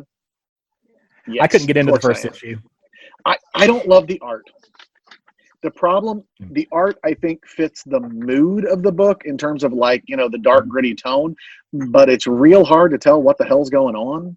And frankly, a lot of the characters kind of just look like the other characters. They're just sort of like scratchy, human-shaped people. Like they're not. There's not like anything distinctive about anybody. And frankly, it's so dark in terms of it's shadowy that it's hard to even tell what ethnicity some of the people are. So you're like, you had to pay attention to what they were wearing. Is he white in the shadows, or is he black in the light? Like you can't tell what even ethnicity you're supposed to be. And the vampires have this sort of grayish skin tone anyway. So you're like, wait, was that a vampire? Was that somebody in the shadows again? Dang! But the plot is really fun. I nothing against the artist. It's just it's not telling the story as well as it's setting the tone of the story, but the actual follow the story coherently is not great. But the plot of the book is a lot of fun, where it's basically that President John Adams was turned to a vampire a long time ago and has risen from his grave with a vampire army to retake America, to make it into what he thought it should always be. And it's been fun. I mean, I think they didn't reveal that in the first issue, did they? Because I totally missed that if that was in the first issue. Yeah, no, that was just okay. The first issue was just him finding out that his dad is still alive and his dad's a vampire. And then as later issues came on, it was President Adams and his wife were both turned to vampires while on a trip overseas. Yeah, and they came back and started basically a vampire cult slowly. Those dang French. Yep. So it was while he was on one of his world travels, he got turned, and then he turned her, and So, but it's probably riffing off the time. Probably riffing off the time where he came back and he got sick, and this is actually historical. Where Adams got. Oh, it is. Yes. Okay. All right. It is. I think he went to Jamaica or something like that. He went to the Caribbean or something. I think they said. There at one point there was a Caribbean, but they said and I tried to look this up. I have a history degree, and I was like, "Is that true?" I think that's true, and it sounded right to me, but I couldn't find exactly where he was at all these places. But yeah, he was. I thought it was when he back and was in France. So he had a stretch where people think now that he just was really depressed. Yeah. But like, back then it was just the nerves or whatever, and he was confined to his bed. But this story spins it that he like made a trip through Jamaica on his way somewhere else, and while there's like a voodoo vampire kind of thing. And anyway, he gets turned, and so like all of that historical John Adams was sick is actually John Adams was dealing with becoming a vampire, which is a really fun spin on actual history. Yeah, the trade I think would be worth a read. And then I got nothing until 90. So Dan, go on. Yeah, so on 68, we have LCD, Lowest Common Denominator, Volume 1. This is Kieran Dwyer's book. And this is the one where, several years ago when he was doing this, he ended up getting sued by Starbucks because he had a parody of their logo on a cover. And I think he had some merchandise with that too. It turned into a thing where like he tried to contact the ACLU and they didn't have anything to do with him. And then he ended up going to the Comic Book Defense Fund. And then it was even iffy whether or not they were going to help him out for a while, apparently, when he talked about all this. But it just came down to it's a parody, So it was some sketchy times for him for a while there. There's a long history in America of corporations not understanding how parody works. Yeah. So, 78, issue 12 of Die from Image. I'm rocking the Die T-shirt tonight. So just thought I'd mention Die. It's good. Keep reading it. Definitely. I'm sad that the return of the book is one of the many things we'll be waiting on. Yeah. 88, we've got Spawn 310. I see on the masthead here of the book, they have world record breaking comic. The other thing is Tom McFarlane's doing a Kickstarter right now to sort of remake the original Spawn action figure from back in the day. Oh, yeah. Over the very first one, right? Yeah, I'm not sure about the timing of that. Like, when everyone's unemployed. We've got, record unemployment right now. Just the time. I don't know if it was just a production thing. They had to get it going, but I feel like maybe over $1 million. What's that? Only $3, $2.99. No, right. The Kickstarter raised over $1 million. I thought. Oh yeah. No, he still made made their goal right away. But I'm just would question the, stuff like that's done so much in advance. The bigger productions, they put it on Kickstarter way in advance. Or they've got it planned out pretty far in advance. Yeah. 94. No. So we have a new Umbrella Academy series. Yeah. You Look Like Death, Tales from Umbrella Academy, 1 of 6. So if you like the book and or have been looking for something new, another chance to get back into that line. Go ahead. 99, we've got World of Black Hammer collection, some of these ancillary miniseries. It has it listed here as Dr. Andromeda. Was this called Dr. Star? Yes. Originally? Yes. Yeah, it was called Dr. Star and the Kingdom of Lost Tomorrow. It's still full title. Yeah, they had to change it to Dr. Andromeda. There was clearly he doesn't have too antagonistic of a relationship with DC, but there was some sort of suggestion that maybe that was too close to Starman in terms of the character is an analog to Starman. Like that's what's interesting is that all these things are supposed to be very thinly veiled, analogs to mostly DC characters. And I guess for whatever reason, that one was a little too close for some people. And Lemire said something about it somewhere that they didn't obviously change the issues, but or even the first trade, but the future printings were going to be called Dr. Andromeda instead of Dr. Star, and they just went and re-edited it. But yeah, the DC let Squadron Supreme go. Yeah, I don't know if it was DC or if Dark Horse was like, that's close, don't do that. But I'll see if I can find where Lemire mentioned why that changed. But it was sort of he didn't really care. He didn't because I think he's not real married to the names a lot of the times on these characters. Yeah. He didn't change anything. And Dr. Star and Dr. Andromeda. But did you guys all read that little spinoff? That was fantastic. Oh, I mean, it's incredibly sad. It's incredibly sad, man. But it's really, really good. That was a tearjerker, dude. My wife has been catching up. She's been using the pandemic to catch up on comic reading, and she really prefers to read on the iPad. So I basically just took my comic budget for the week for the past several, and I just shifted it to buying stuff on Comixology for her. And I bought all the Black Hammer trades. And I told her before she got it, I was like, that was the best one of the miniseries, but it's hella sad. And then she's like, never mind. I already read this one. I'm not reading this again. We couldn't remember which one she had read and which one she had. She was like, yeah, you're right. That is really good. It is really sad. But it's the best one, I think, of all the miniseries, is the spin-off character-based miniseries they've done. Having said that, the previous page, Barbalian Red Planet is the origin book for the Martian Manhunter analog, which I love this, by the way. John Jones becomes Mark Marks. It's so like so tongue-in-cheek and so just like thumb in the eye of how silly a name John Jones is. But I love that it's, if you haven't read it, Barbalian is gay, and so he, in this universe, comes to Earth during the AIDS crisis in the 80s, and so he is not only a cop, but he is a gay cop in the 80s during the AIDS crisis. So that'll be, I'm sure, a heart-wrenching background for this, but I'm looking forward to it because it's Jeff Lemire and Black Hammer, so it's going to be good. But he's actually not doing the writing on that one either. But I think he's still show running these. It says it's Tate Bromble, which I had read something about that online. But I thought Lemire still got a co-writing credit, but maybe not. Anyway, it'll be amazing. I'm happy about it. What's the next thing? 134 is my next thing. Okay, I got 102. Scott, I can't believe. Are you only an Alien guy, Scott, not a Predator guy? Yeah, just Alien. Oh, okay. I thought you were going to be as excited too. Like Dan, go ahead. The Predator original screenplay. Yeah, first issue. So kind of what they did with the Alien 3 script, they're taking the original version. And the other thing too is I want to say the original version of the movie was called Hunter, or The Hunter. Would have been kind of nice to call that, but I could. Yeah, it says adapted from the 1984 screenplay Hunters. Yeah. Yep. And then they're doing the original screenplay to original Alien at the same time, but we haven't actually gotten any issues with that yet either. No. And again, I think this was the version of Predator that was supposed to be played by Jean-Claude Van Damme, but he was too small in relation to Schwarzenegger, so they had to recast. And again, more of a bug-looking version. And you can find that stuff online too, the sort of early proto versions of the Predator and stuff like that. On 105, we've got a new Orville 2-part miniseries.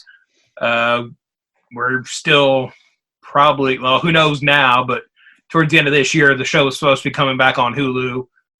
So, something to tide you over. These miniseries have been really good. If you're a fan of the show, you should be picking these up. So we tide you over till there's more show coming out. On 124, 125, we've got all these Disney books coming out through Dark Horse. Why is none of this Marvel? So they got some stuff at IDW too and things like that. It seems really weird. So Disney farmed all of the Disney comic properties around really widely. So Fantagraphics and at one point Drawn and Quarterly too, but it's just Fantagraphics now. Drawn and Quarterly did the newspaper reprints for a long time. Yeah. Fantagraphics did the Carl Barks archives. Then they took the newspaper reprints to IDW. IDW does the sort of classic ongoings, Uncle Scrooge, Donald Duck, Walt Disney Comics and Stories, although now it's just Comics and Stories and Uncle Scrooge. And then for whatever reason, Joe Books, Gemstone, and Dark Horse kind of share the new material. The stuff that they have at IDW, other than DuckTales, is actually all reprint material. Mm-hmm. Am I the only one that knew that? I might be. Basically, Europe never stopped making Disney comics because Uncle Scrooge in particular is super popular in Scandinavia. And so they're just reprinting all of they're just translating all of these old stories. And if you look inside the IDW books, it'll tell you actually what, Norwegian Uncle Scrooge issue this is or whatever. And it's just being translated to English for the first time. But all of the actual original stuff is at Dark Horse. I don't know why or how they picked which people get what, especially because they took Star Wars away from Dark Horse, right? Yeah. But then they're like, here, but you can have these Disney books instead. It's all the same company. Yeah, the thing they kept going for 25 years or whatever it was. Yeah. 134. Anybody have anything before that? 134. 256. Yeah, I got that too. Dan, did you have that? Yeah. So from IDW now, we've got Snake Eyes Dead Game #1 by Rob Liefeld. Written and drawn and all 4 covers. And showing feet on the covers. So on every single page they have, he has feet on them. So the great thing is that canonically, Snake Eyes does have a lot of belt pouches. and Yeah. and like Point. blades and things. So that's like right in the Ryan Liefeld canon of characters. Yeah. You And know, so if right I- after.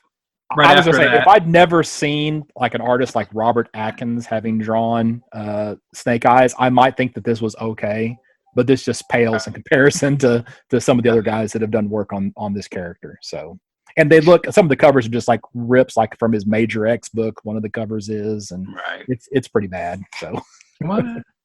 surprise. Right after that, we've got G.I. Joe, Real American Hero, Complete Silence. And so this is collecting the classic issue 21 from back in the day, the sort of famous silent issue. And then another one said it was a 21.5. So I guess that was like a later thing they did too. Yeah, it says an 08. So kind of collecting those two books there. And again, that 21, that goes for quite a bit of money now. Yes, too. it does. So cheaper Oh my gosh. alternative there. Graded ones are crazy. Mhm. Because they were so red. My copy, I had to have read, 15, 20 times because it was just so good. And at that time, Snake Eyes and Storm Shadow were just such cool characters. I was going to say the same thing with the origin of Snake Eyes, the Vietnam issues. Man, I loaned those to so many people. So yeah, and I have multiple copies, but even the backup copies I bought are pretty worn. I've got a pretty big chunk of that old G.I. Joe run just for like friends shucking off their comics over the years and getting them. Can never get that issue from anybody. Yeah. I've got that issue someplace tucked away. Yeah. So Oh, no, can't remember if it's the one I have signed by Larry Hama or not. So Oh, that's cool. 140, we've got Teenage Mutant Ninja Turtles Urban Legends number 26. And this is where they're kind of continuing on the 90s, or I don't know, 90s, but the Image volume. And that book got cut short before the finale, so they're finishing up that storyline now, however many years later. I don't have anything until 316. Or no, 304, excuse me. 175. Okay, go for it. Going into Dynamite, there's a new Betty Page series they're starting up. What kind of caught my eye here, and something they're kind of doing this month is what are they calling it? Frank Miller homage variants. And so we have a Sin City sort of variant for Betty Page #1. And kind of throughout, they've got other, with their other titles, they have other Frank Miller homage. Now, it's not Frank Miller drawing these variants, but it's a takeoff of something he did. It seems like a really random kind of gimmick to do. And it's like, why? You know? We've got a new Green Hornet #1.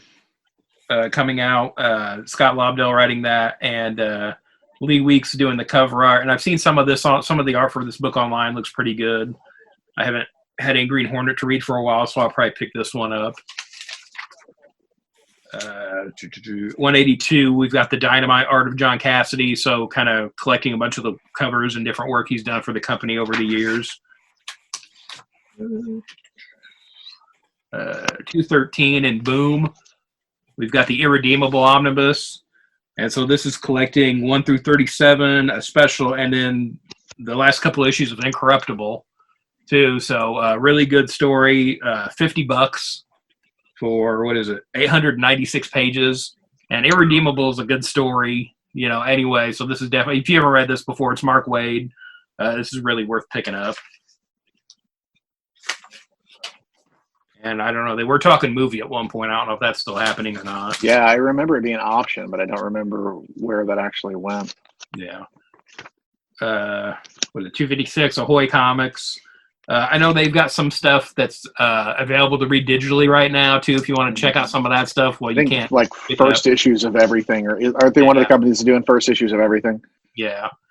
And then from Albatross Funny Books, we've got the Unholy Bastards versus the Future one-shot. And so this is like the kids from the Goon. So if you pick up the Goon, maybe want to check this out. I could see this being something that people kind of flies under their radar. They don't realize it till later on and get it as a back issue later. Yeah. So get it now. Hey, somebody help me out. It says legendary underground comic hero Fearless Dawn. Who is Fearless Dawn? What page is that on? That's on 256. Fearless Dawn meets Hellboy. Yeah, I've seen that. Is it Cry of Dawn? Is it Cry of Dawn? No, it's not. It's not Dawn. Okay. It's not the Joseph Linzer. This is a different character. Okay, sorry. I don't know. I just see this character pop up now and then. like on bundles on Comixology and stuff like that. I'd never really read any of these books. I'm really surprised they're doing a Hellboy crossover, but good for them. And the Hellboy crossover is at Albatross and not at Dark Horse. Yeah. It's just really weird. Okay, so Matt, there's a title that you've mentioned a couple of times. I can't remember if it's from Ablaze or Aftershock. That's really, really good. I mean, what do you remember what you've mentioned in the past? From Aftershock? It was either Ablaze or Aftershock. At Aftershock, I really like, that's in the catalog right now, Undone by Blood, which Maybe is that's it. like a modern Western. That's really good. And then I like The Man Who, let's say effed. The Man Who Effed Up Time. I read number 1 and I liked that. I have not read the new one yet. I think that's the only thing. Yeah, that's the only thing from Aftershock Aftershock that I've recommended recently. From Ahoy, I really like Billionaire Island, and Second Coming is friggin' fantastic. Okay. And then I had recommended a bunch of stuff from Vault too. That's what it was. It was Vault. Okay. I don't know if there's anything from Vault that I actually recommended in this catalog. Well, what was it you recommended before from Vault? From Vault was The Plot and Black Stars Above. Black Stars Above was like a Cthulhu Western set in frontier Canada. It was freaking weird. Black Stars Above? Black Stars Above, yeah. Okay.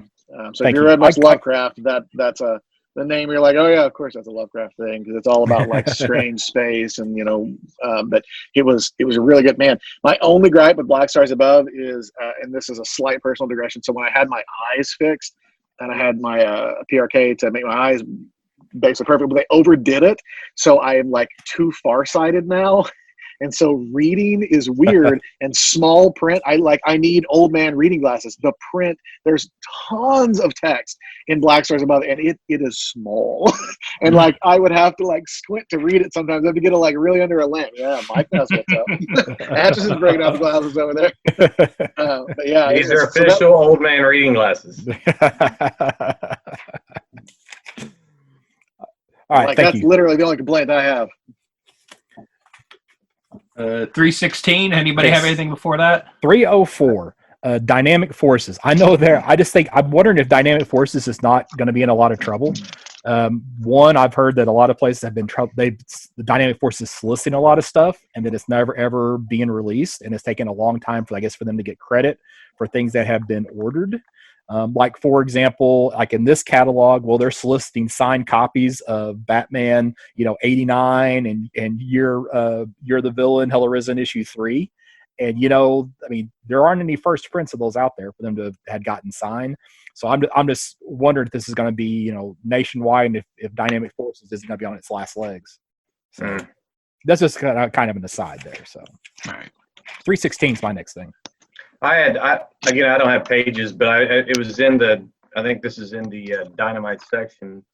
It's the George Perez Storyteller 35th Anniversary Edition hardcover. I've never seen this before, but the idea that there are 200 pages of art that you can't see or find anywhere else by George Perez, that makes me want to pick this up. It looks like a really good deal. Is that under Dynamite, Scott? That's why I'm trying to find it. It is. Okay, I just found it here. It is under Dynamite. I don't know what page it is. Well, you guys go on. I'll find it. Well, 316, we've got the 50th edition of the Overstreet Price Guide coming out this year. We've got the main cover looks like it's this big Todd McFarlane Spawn and Spider-Man cover. He made a big deal out of, he was drawing two characters together they hadn't drawn together before. And so this is it. And I'm kind of underwhelmed by this cover for something that should be, sort of a bigger deal for him, I think. It's Spawn on top of a gargoyle and Spider-Man kind of hanging underneath it. But it's just like, I don't know, kind of want something more dynamic from him for, these being kind of big characters of his career, for all these years now.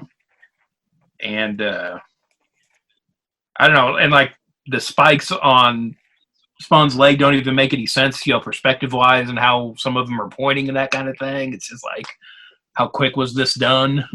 Kind of thing. I just wish they would start doing the spiral bound, oversized copy of that again. I don't. Yeah. The last couple of years they've not done it. They didn't even solicit it this year, so that's kind of a disappointment. The spiral Mike, bound I copy cannot was find always, that. Spiral bound copy was always hugely popular at the store with anybody who had giant collections, just because you could lay the thing open while you were sorting books, and it was really nice to take to conventions too, because you could lay it down while you were going through. Well, I think there's this one. They've got big down the side here. I don't think it's spiral bound though. Looks like I'm not sure what page. This is page 315, I guess technically. It says limited edition. Oh no, it is right next to it here too, though. Like a $50 version of it.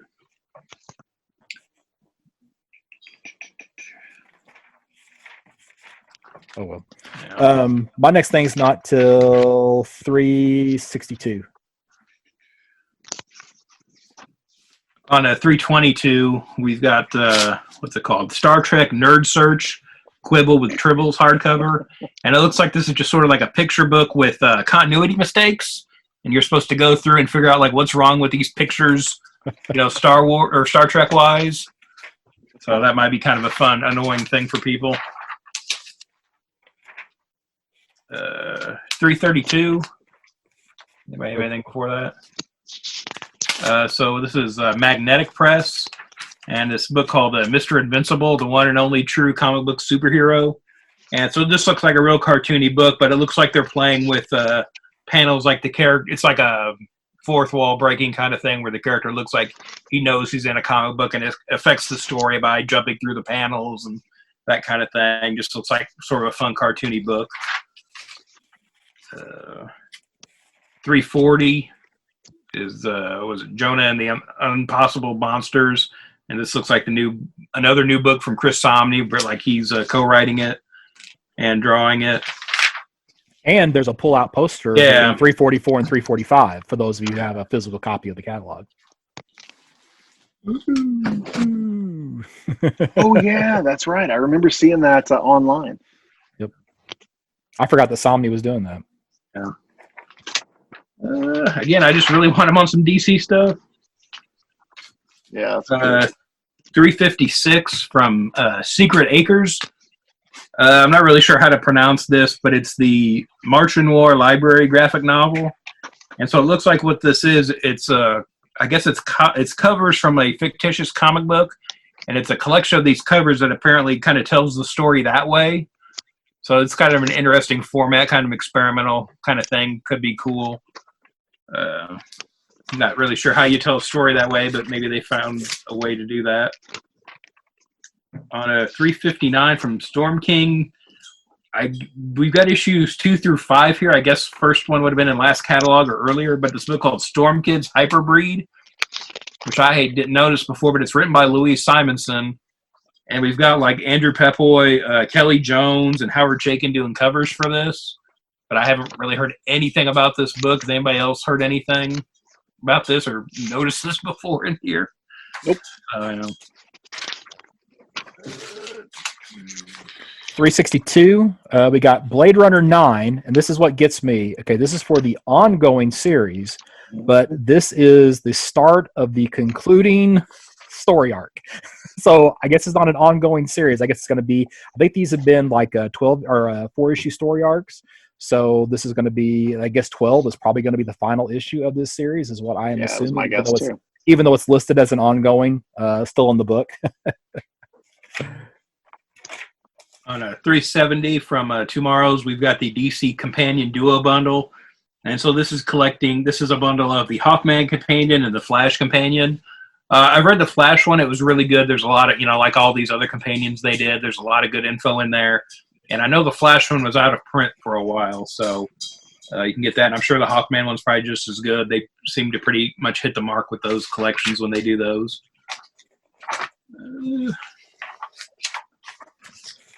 I don't have anything until 438. Does anybody else have anything before that? I'm done with side one. Okay, so this is kind of going into the calendar section, which I don't know if we're going to need calendars anymore when every day is the same and they just run together in a gray blur.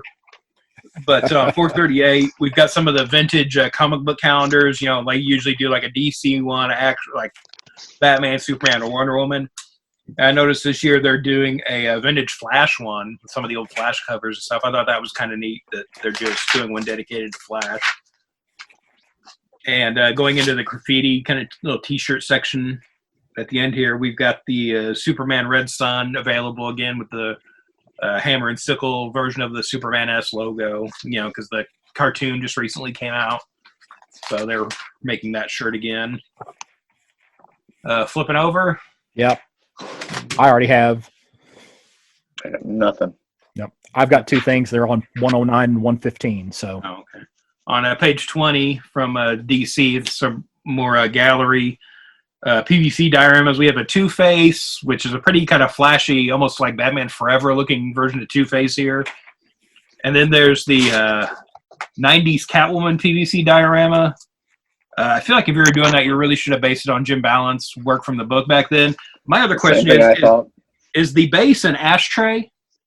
Because it totally looks like an ashtray. I didn't look, and now I kind of want to go. Where it even has the divots. It's page 21. But like that totally looks like she's laying in an ashtray with these cats. Yeah, that. Huh. Like we got like the little indentions there. I can't figure out what it would be if it wasn't that. Yeah, right. You know what I mean? Like, what is that if that's not an ashtray? 29, we've got the DC Comics Gallery Batman Classic PVC diorama. I saw a picture of this somewhere else online, and the other pictures make this look really good. So I don't know if this is just a bad angle for this, but it's a more kind of classic blue and gray Batman capsule belt, I think. But just, I don't know, maybe just the wrong angle for that shot. 33, we've got the Wonder Woman 1984 figures from McFarlane. We've got sort of the regular version and the gold armor version coming out. And those are toys, so those might still actually come out when they were supposed to, as far as production goes on that kind of stuff. 58, we've got some new Teenage Mutant Ninja Turtles figures by, I think, these are the Super 7 Ultimates figures. I've seen these online. They look really nice, but man, they are a $45 price point per figure, and it's like, that is just too much. They come with a lot of accessories, like interchangeable parts and stuff, and they look great, but man, I just can't do that price for like one figure like that. Yeah.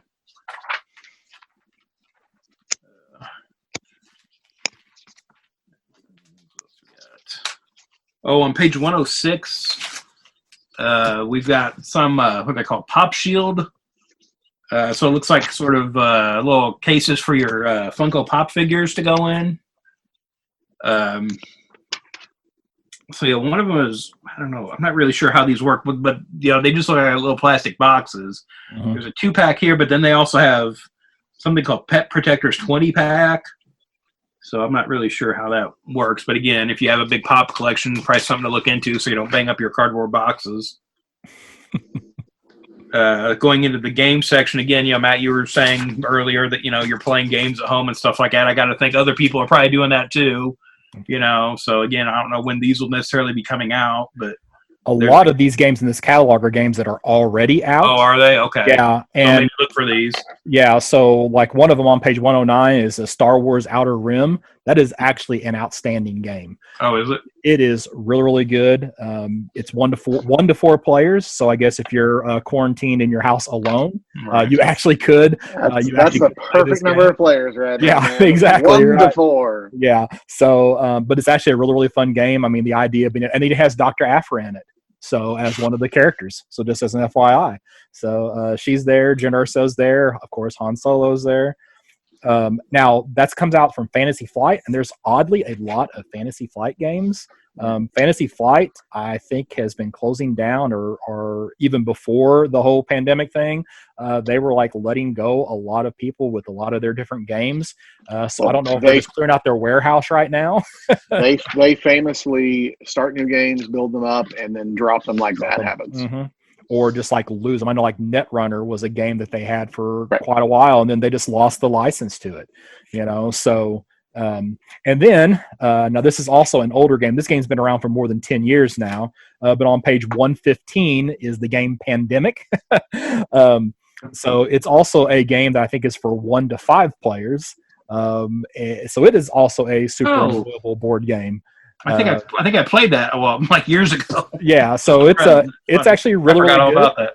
There's also a version on Steam that you can buy and play it just play it on Steam. So it's really good. They game. banned it. They banned it in China right now. it was seen as it being in poor taste.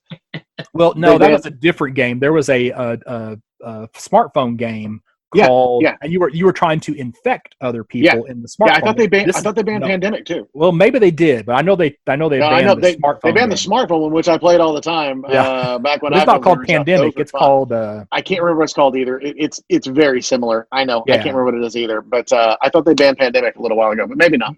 Maybe not. Well, that's the difference is in Pandemic you're supposed to be stopping it.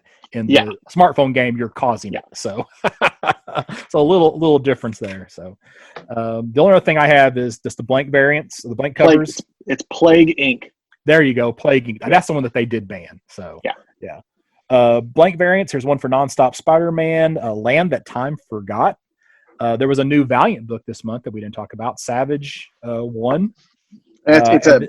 It's a new #1 for a thing that they did before. Oh, is it? Okay. Yeah, it's just a miniseries from a few years back. Okay. And then Deceased Dead Planet has one, and it's kind of like one of those aged paper looking variants, so it's not like a white variant. That's becoming more popular with the variants now. Doomsday Clock, they did a yellow variant. Yellow one. Yeah. There was a. I've got it. It's weird looking. Yeah, it is because it's really hard to figure out how to do color on that. Yeah. Well, and that's becoming more popular. There's a bunch of all black variants from Marvel. They did one for Ghost Rider and Venom or maybe Symbiote Spider-Man.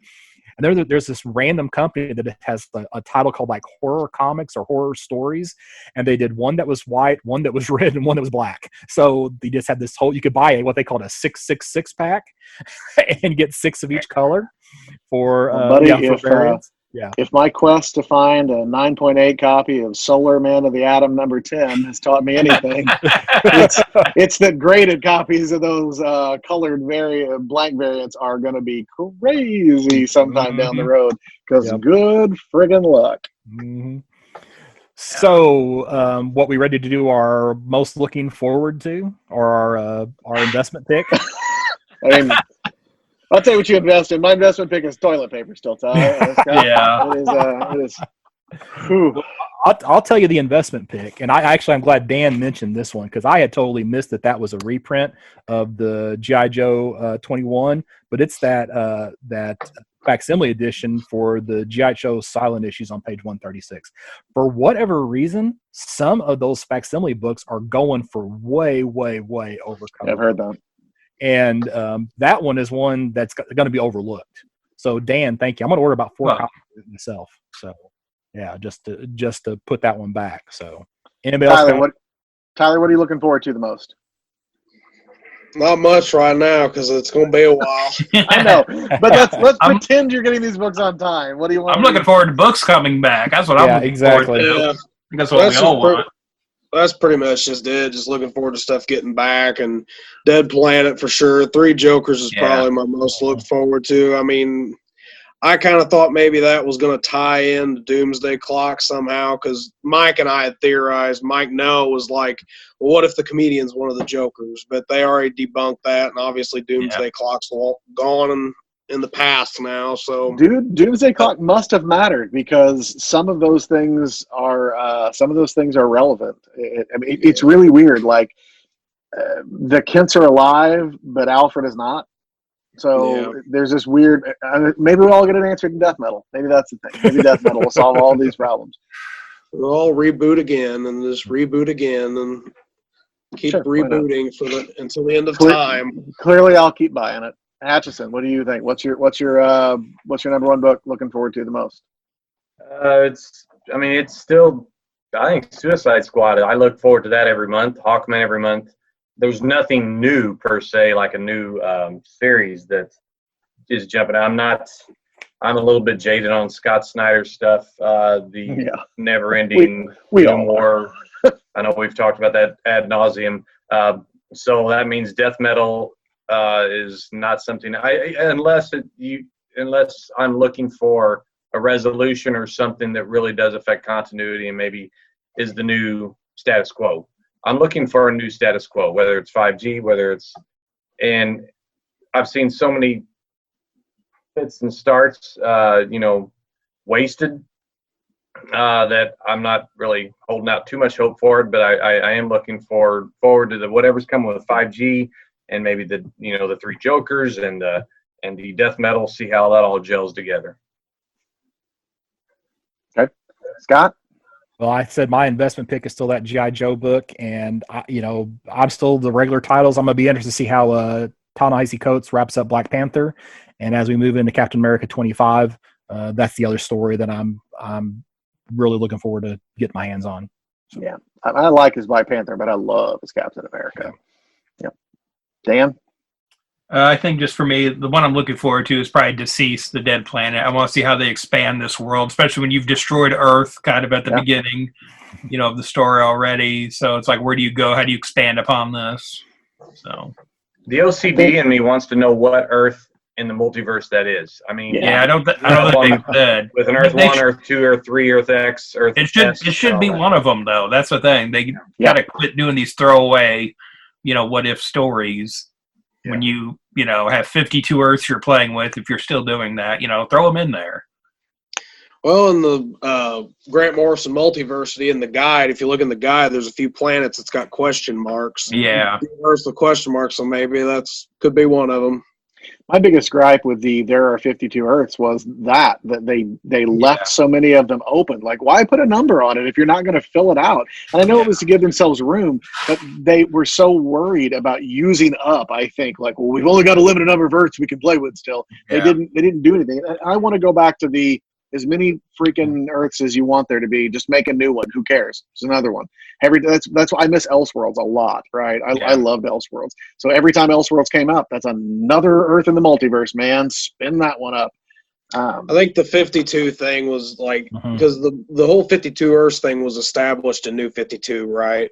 Oh yeah, there were 52. Yeah. No, it was before New 52. It was the 52 series. Yeah. Yeah, but then they actually, the Multiversity is from New 52 era, right? Yes. Where they actually laid out before, the numbers. But yeah. Yeah, they had 52 Earths from Infinite Crisis. Yes.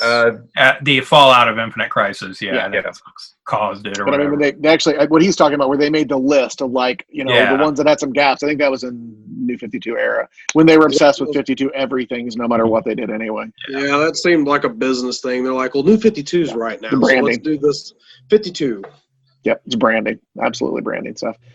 For me, the new book I'm most excited to see is Three Jokers, and I'm cautiously optimistic on that because, like I said, it should be done. So whenever they ship books, that one I don't think we'll have to wait too long. I would imagine that DC and Marvel would both be trying to prioritize just shipping the friggin' hits right now. Yeah. Put the stuff out that we know is going to sell. It's not the time to launch some vanity project for somebody. Ship the big hitters and give stores something to sell and give them something to make money on. So I think we'll probably get that pretty quickly. But I'm with Atchison. I'm looking forward to another issue of Suicide Squad, and I'm looking forward to another issue of Strange Adventures. Strange Adventures 2 was one of the books that got held up at Diamond that last week. Yeah, they were. I saw Mitch Garrett's had a lot of pictures online of his comp copies were in, and he was like, they're at the printers. They were, blah, blah. And then the week they were coming out, he was like, they're at Diamond. You're going to have them tomorrow. At the last minute, that was when they pulled all the books. Should we take a road trip? Well, yeah. Should we just go to one of the warehouses and break in? There's nobody there. Right? They probably been furloughed locked anyway. Then they ain't gonna catch us because they gotta remain 6 feet so we can get away. It'll be That's all right. Whoa. I got a little tickle. They can tase you from beyond 6 feet. Good point. Let's not involve Atchison in this. He's in law enforcement. He can't be a party to any of this planning that we're videoing and putting on the internet, Dan.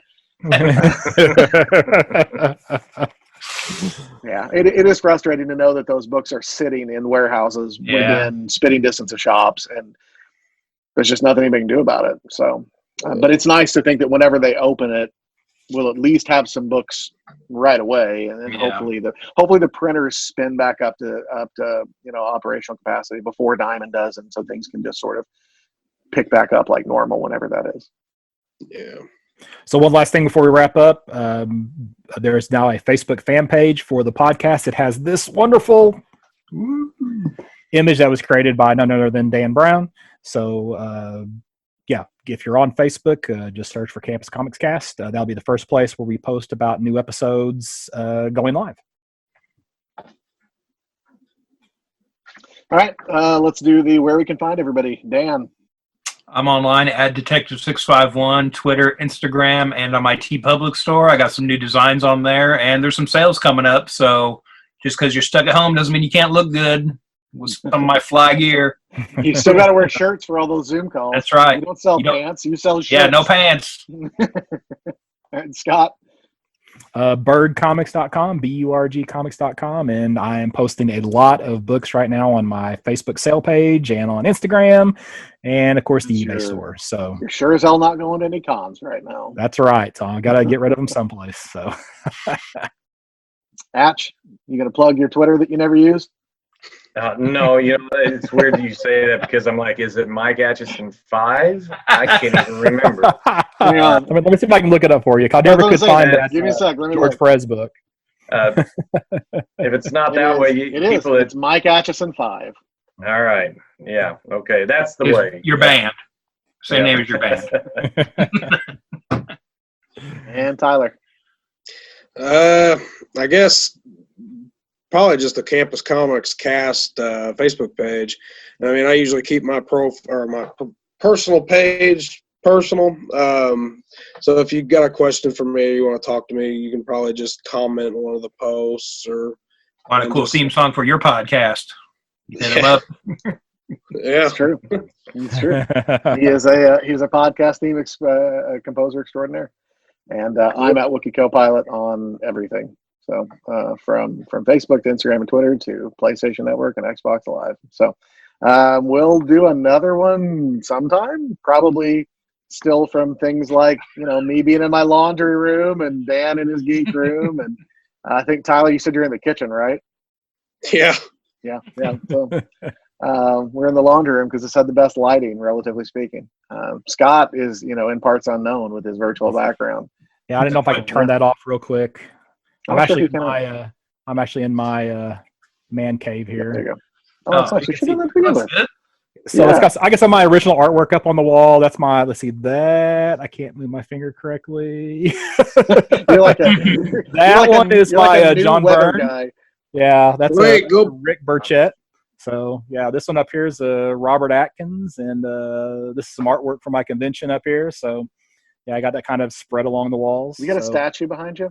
I do not know. I have a box of stuff that is ready to go up on eBay. I was talking about. Okay. Yeah, I could see things back there, and I was like, "Is that like Batman's cape?" But no, it was just the tops of books and stuff. Yeah. So it's I moved my laptop there too far. So. All right. Well, guys, we'll be back at some point in the near future. We're not 100% sure when that will be, but this should be up on the Facebook page and every place that's normally puts podcasts online. So we will talk to you soon. Take care, guys. Stay safe and healthy.